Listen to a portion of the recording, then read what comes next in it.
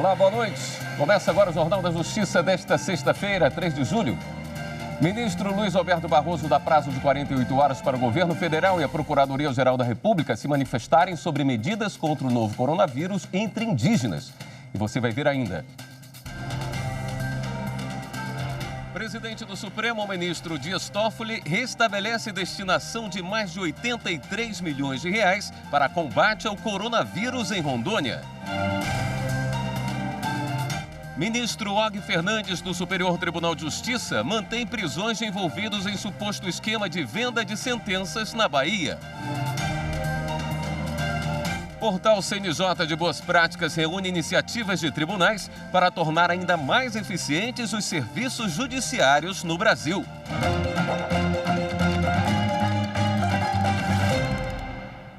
O ministro do Supremo Tribunal Federal, Luiz Roberto Barroso, deu prazo de 48 horas para que o presidente da República, Jair Bolsonaro, a Advocacia-Geral da União e a Procuradoria-Geral da República se manifestem sobre as medidas de proteção contra o coronavírus entre os povos indígenas. A decisão do ministro Luiz Roberto Barroso foi tomada numa ação apresentada por 6 partidos políticos e uma entidade de defesa dos povos indígenas. A ação aponta omissões e ações do governo federal que implicariam em alto risco de contaminação dos indígenas pela Covid-19, o que poderia levar ao extermínio de diversos povos. Os autores da ação citam questões imunológicas, sociais e políticas como fatores de vulnerabilidade dos indígenas. Entre essas populações, a taxa de mortalidade por Covid é de 9,6%, enquanto que no restante da população brasileira é de 5,6%. A petição aponta, entre outros atos e omissões do governo federal, a não contenção ou não remoção de invasões de terras indígenas por grileiros, garimpeiros, desmatadores e grupos de extração ilegal de madeira que forçam contato com as tribos e transmitem a doença. Entre os pedidos da ação estão a instalação de barreiras sanitárias para a proteção das terras indígenas em que estão localizados povos indígenas isolados e de recente contato. Outro ponto é que seja determinado à União que os serviços do sistema de saúde do SUS devem ser imediatamente prestados a todos os indígenas no Brasil, inclusive os não aldeados. Em sua decisão, o ministro Barroso reconheceu que, dada a gravidade da situação narrada pelos requerentes, que alegam risco de morte de tribos inteiras, determino que se intimem à União, a Procuradoria-Geral da República e a Advocacia-Geral da União para manifestação no prazo comum e impostergável de 48 horas, independentemente do recesso. O ministro Dias Toffoli, presidente do Supremo Tribunal Federal, restabeleceu a validade de uma norma do estado de Rondônia que destina mais de 83 milhões de reais para o combate à pandemia de Covid-19. O dinheiro vem de sobras de arrecadação que não foram utilizadas no orçamento de 2019. A destinação da verba havia sido suspensa pela Justiça Estadual de forma monocrática. Segundo Toffoli, a realidade trazida pela pandemia não pode fundamentar a suspensão por decisão individual. O presidente do Supremo destacou que a medida adotada pelo Legislativo local é adequada diante da verdadeira calamidade da área de saúde pública. Dados da Associação Médica Brasileira, divulgados hoje, apontam que quase 4 mil denúncias sobre falta de equipamentos de proteção individual para profissionais de saúde em várias regiões do país. Além de detalhar os números nas grandes capitais, o balanço revela os acessórios de proteção que mais estão em falta. Nas denúncias, o equipamento que mais falta no sistema de saúde é a máscara de proteção. Depois vem os óculos e o protetor facial, que também é chamado de face shield, o capote impermeável, o gorro, o álcool gel e as luvas. O estado com maior número de denúncias é São Paulo, 1.371. Depois vem Rio de Janeiro, 419. Minas Gerais, 394. E Rio Grande do Sul, 259. A Associação Médica Brasileira também divulgou a quantidade de municípios denunciados por estado. São Paulo aparece de novo em primeiro lugar, 173 municípios. Depois estão Minas Gerais, 114, Rio de Janeiro, 58 e Paraná, 55. Quando não tem esses equipamentos, eles rapidamente se contaminam, podem contaminar suas famílias e, ao invés de engrossar as fileiras, de comporem as fileiras daqueles que se dedicam ao combate dessa doença, na realidade eles mudam de lado e vão engrossar, juntamente com as suas famílias, as fileiras dos doentes, ou seja, eles aumentam as estatísticas daquelas pessoas portadoras da dita doença. Até este momento, esta data, nós tivemos 238 profissionais de enfermagem que faleceram devido à infecção pela Covid-19. E mais de 22.800 profissionais de enfermagem foram infectados. Os equipamentos de proteção individual são essenciais para que esses profissionais se protejam, como também protejam os pacientes que eles estão prestando assistência. No Distrito Federal, as denúncias de falta de equipamentos de proteção para profissionais de saúde levaram o Ministério Público do Trabalho a entrar com uma ação civil pública na Justiça. O Tribunal Regional do Trabalho da 10ª Região determinou então uma série de medidas para o governo distrital. Na decisão, a juíza Rejane Wagnitz disse que a situação pode gerar lesões à ordem pública, dificultando a execução dos serviços públicos de saúde. Que há claro risco de exposição dos profissionais de saúde à contaminação. Afirma também que na aquisição dos materiais, as dificuldades não podem servir de escudo à obrigação de proteção dos trabalhadores. Nós, do Sindicato dos Enfermeiros, juntamente com o Corém e a Comissão de Saúde da OAB, junto também com o Conselho de Saúde do Distrito Federal, nós fizemos diversas ações e visitas em hospitais, visitas de fiscalização, e nós pudemos constatar em loco essa má qualidade desses equipamentos de proteção individual. Isso coloca em risco o paciente, coloca em risco o profissional e coloca em risco a saúde no geral da população. A Justiça determinou que o governo do Distrito Federal comprove em 5 dias as medidas em relação à compra de insumos básicos. A multa é de R$100 mil em caso de descumprimento. E também por causa da falta de remédios e equipamentos, o Ministério Público Federal enviou aos Ministérios Públicos Estadual e do Trabalho e também ao Conselho Regional de Medicina de Mato Grosso uma representação sobre as irregularidades encontradas no Hospital e Pronto-Socorro de Cuiabá. Médicos denunciaram a falta de condições de trabalho e retaliações que estariam sofrendo.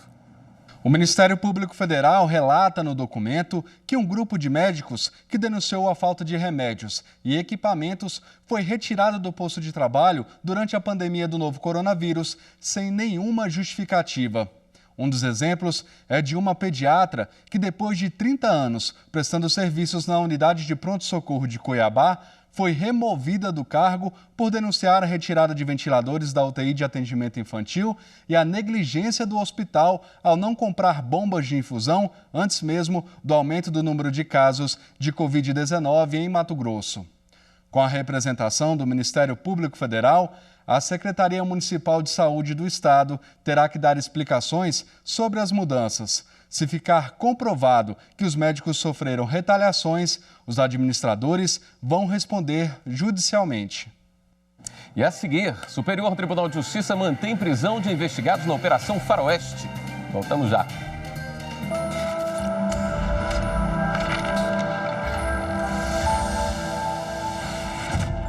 Nossa Constituição apresenta uma seção totalmente dedicada à saúde. O direito à saúde está diretamente ligado a outros direitos, como o direito à vida e à dignidade. Portanto, é um direito que não pode ser uma promessa, mas precisa ser positivado por ações do poder público.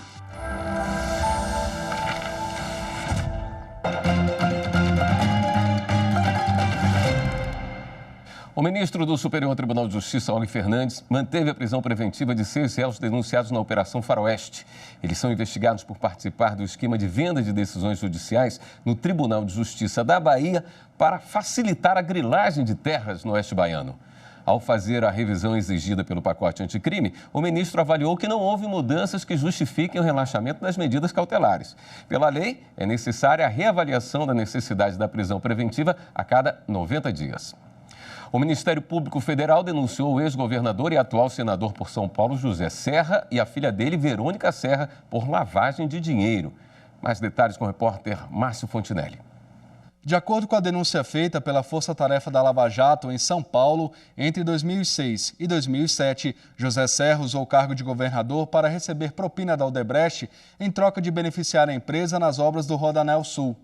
Ainda segundo as investigações do Ministério Público Federal, a filha de José Serra, Verônica Serra, abriu em nome de Laranjas uma empresa no exterior para receber o dinheiro pago pela Odebrecht e repassar os valores para o pai. Com a autorização da Justiça Federal, na manhã de hoje foram cumpridos 8 mandados de busca e apreensão em São Paulo e no Rio de Janeiro. A ação faz parte da Operação Revoada, que investiga outros esquemas de lavagem de dinheiro envolvendo José Serra. Com as provas coletadas até o momento, o MPF conseguiu na Justiça Federal o bloqueio de 40 milhões de reais em uma conta na Suíça.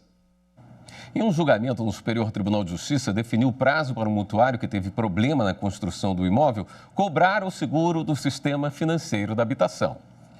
A quarta turma do STJ aplicou o entendimento de que, no caso de apólice pública vinculada ao sistema financeiro de habitação, as ações para cobrar a cobertura do seguro por vícios de construção devem ser ajuizadas durante o prazo do financiamento ou, no máximo, até 1 ano após o término do contrato. O sistema foi criado pelo governo federal em 1964 para facilitar a aquisição da casa própria para as pessoas de baixa renda.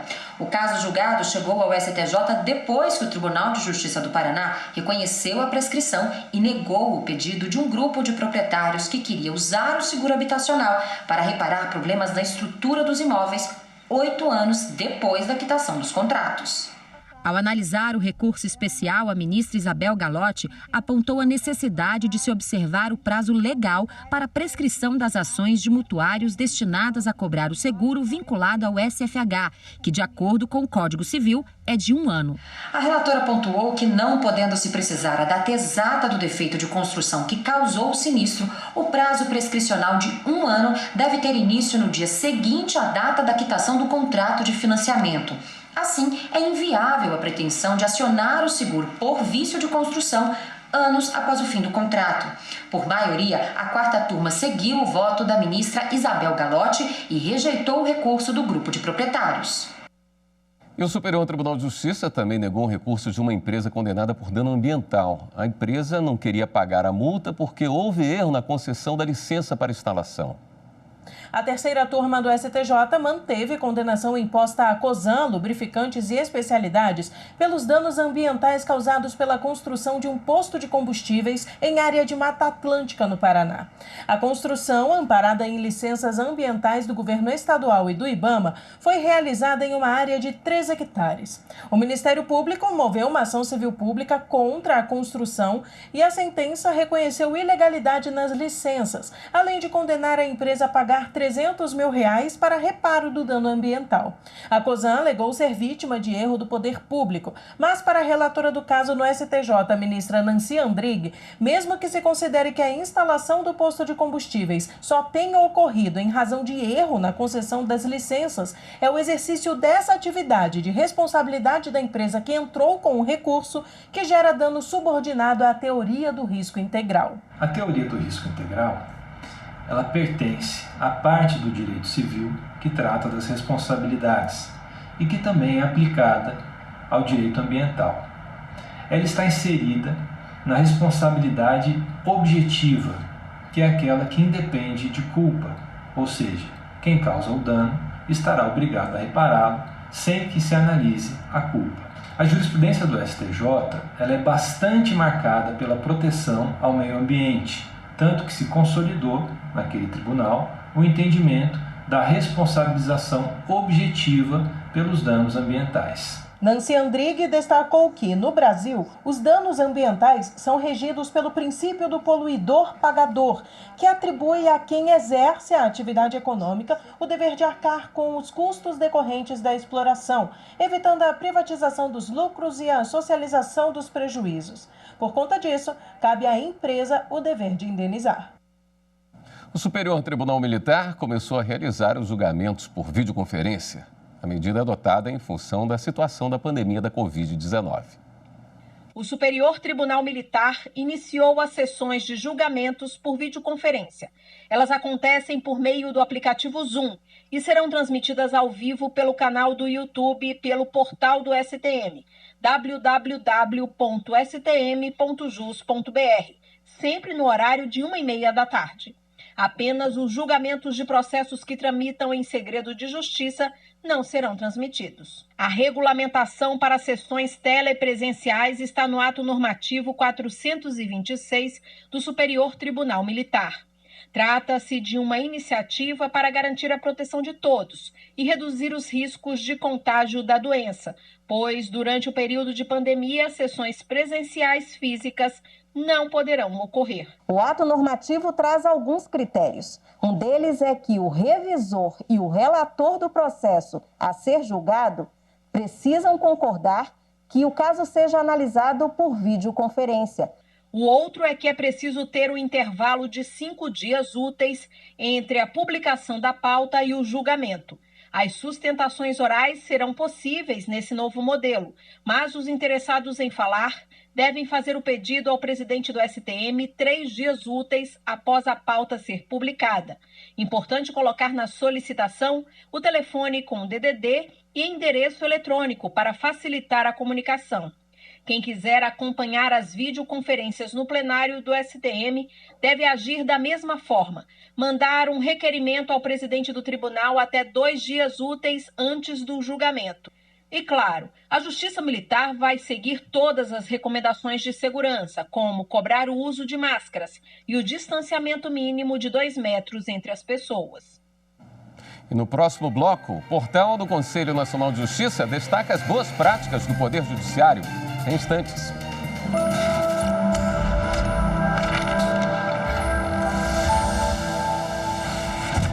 A Constituição serve para mim como um instrumento de consulta universal.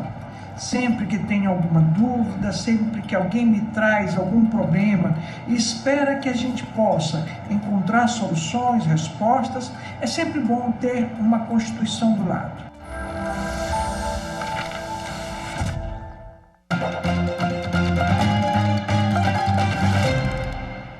Aos poucos, os estados começam a flexibilizar as medidas de isolamento social por conta da pandemia da Covid-19. Rio de Janeiro, São Paulo e Distrito Federal já anunciaram a reabertura do comércio, aulas presenciais, mas o Ministério Público está preocupado e quer que o governo do DF, por exemplo, comprove que essa retomada é segura. A manifestação do Ministério Público veio um dia após a publicação do decreto do governador Ibanez Rocha, que autorizou a reabertura de serviços e atividades da capital do país. Salões de beleza, academias, bares e restaurantes poderão voltar a funcionar de forma gradual, começando na próxima segunda-feira, dia 7. As escolas também receberam aval para retomar as atividades presenciais, as particulares em 27 de julho e as públicas em 3 de agosto. Mas a força-tarefa do MP, que acompanha as ações de combate à pandemia, cobrou do governo a apresentação de estudos técnicos que comprovem a segurança sanitária da medida. Nós precisamos de dados, de informações técnicas para embasar melhor essas decisões e também trazer uma tranquilidade às pessoas. A principal preocupação é com a fiscalização do uso de máscaras, álcool em gel e monitoramento de casos suspeitos de coronavírus. O governo do Distrito Federal tem 3 dias para responder à requisição da força-tarefa. A liberação da abertura completa do comércio e das escolas gerou um protesto de profissionais da saúde e da educação em frente ao Palácio do Buriti. No dia 29 de junho, Ibanez Rocha decretou estado de calamidade pública no DF. O último levantamento mostra que mais de 52 mil pessoas foram contaminadas pelo novo coronavírus no Distrito Federal. 631 morreram da doença. Por outro lado, há o otimismo dos empresários, mas para reabrirem as portas, eles terão de cumprir uma série de exigências e normas de segurança impostas pelo governo. Isso é muito positivo para o setor. O grande desafio agora com a reabertura vai ser mostrar, através de atitudes, que desde seguido o protocolo, o ambiente ele é seguro. Medição de temperatura de todos os colaboradores, bem como dos clientes, na chegada do restaurante, alguns materiais que eram laváveis do tipo guardanapos nesse primeiro momento vão ser trocados por guardanapos de papel. E não é só no Distrito Federal que a retomada de atividades vem causando polêmica. Essas imagens que circulam na internet mostram uma rua do Leblon, na zona sul carioca, lotada. Na frente de bares e restaurantes houve aglomeração e nenhum cuidado. O Ministério Público e a Defensoria do Rio de Janeiro já pediram urgência no julgamento do recurso contra a flexibilização das medidas de isolamento social. Outro estado que anunciou hoje a retomada das atividades foi São Paulo. A previsão é que até o dia 27 de julho, os espaços culturais e outras atividades da capital paulista voltem a funcionar. Também em Brasília, o Ministério Público quer a fiscalização de atividades realizadas pelos clubes de futebol da capital federal. Na semana passada foi autorizado por meio de decreto o retorno aos treinos.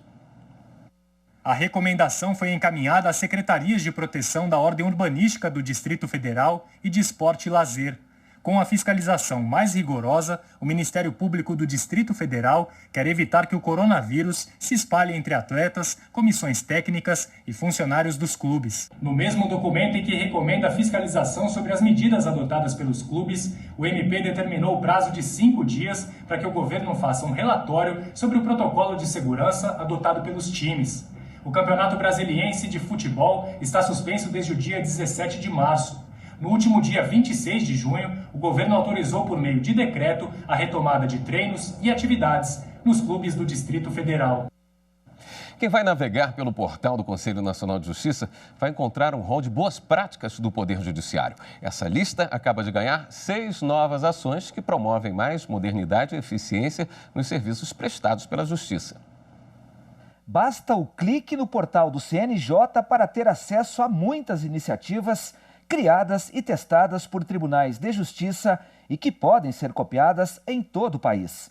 Já são 28 ações inovadoras que melhoram o funcionamento de diversos setores de órgãos do Poder Judiciário. Atualmente, o portal consta de 13 eixos temáticos voltados a diversas áreas temáticas. A exemplo da gestão processual, transparência, gestão estratégica. Para serem incluídas como boas práticas, as iniciativas precisam ter eficiência comprovada por pelo menos 1 ano. A análise técnica é feita pela Secretaria Especial de Programa, Pesquisa e Gestão e o Departamento de Gestão Estratégica do Conselho Nacional de Justiça. Depois, a medida deve passar pelo crivo do plenário. Se for aprovada, passa a constar do rol das boas práticas no site do CNJ. No mês passado, 6 ações foram aprovadas. No eixo temático Planejamento e Gestão Estratégica, entraram ações desenvolvidas pelos tribunais de justiça de Sergipe, do Maranhão e do Distrito Federal. O TJDF também teve um outro projeto incluído no eixo Acesso à Justiça e Cidadania, que ainda passou a contar com outras 2 iniciativas, uma do Tribunal Regional do Trabalho de Goiás e outra apresentada pelo TJ do Paraná. O portal CNJ de Boas Práticas é uma ferramenta valiosa na gestão do Poder Judiciário, na busca da melhoria da prestação jurisdicional. Sem ler o que está na embalagem, é pouco provável que um consumidor consiga perceber se um produto de supermercado está ou não com o mesmo peso da semana passada. Com a pandemia, muitas das mercadorias que se destacam nas prateleiras tiveram o peso reduzido, na contramão do preço pago pelo consumidor. Vários produtos estão mais leves depois da pandemia, mas o preço não mudou. Nós aqui pagamos por isso, né? Diminuir o peso do produto é uma estratégia dos fabricantes em tempos de crise. Olha lá na prateleira, o pacote de aveia em flocos está 17,5% mais leve. O refil de sabão em pó, 10%. E todos os biscoitos desta linha, 20%. A redução de peso não é ilegal, mas essa mudança deve ficar clara na embalagem do produto para que o consumidor não seja induzido ao erro. É o que está na Portaria 81 de 2002 do Ministério da Justiça. Os fornecedores devem colocar nos produtos embalados que houve alteração da quantidade, o volume antes da alteração e depois da mudança, em termos absolutos e em percentual. Os dados devem constar pelo prazo mínimo de 3 meses. As informações estão nos produtos que a gente mostrou. O pacote de aveia passou de 200 para 165 gramas. Sutil, não? O do sabão diminuiu 100 mililitros. Quem não seguir as normas está sujeito a algumas penalidades. A Secretaria Nacional do Consumidor, ligada ao Ministério da Justiça, notificou fabricantes, supermercados, indústrias de alimentos e de limpeza a prestar esclarecimentos. Eles devem informar que produtos tiveram alterações nos últimos meses, as imagens das embalagens e o preço antes e depois. Se fabricantes venderem produtos sem a indicação da alteração do peso na embalagem, estarão sujeitos às sanções previstas no artigo 56 do Código de Defesa, dentre as quais está a sanção de multa, apreensão do produto e até a suspensão de seu fornecimento, dentre outras sanções lá previstas. Mesmo que reduzir o peso, vem escrito, pelo menos está informando, mas de qualquer maneira está desonesto, de qualquer maneira, porque continua o preço a mesma coisa. Esta edição do Jornal da Justiça fica por aqui. Uma boa noite para você, um ótimo fim de semana.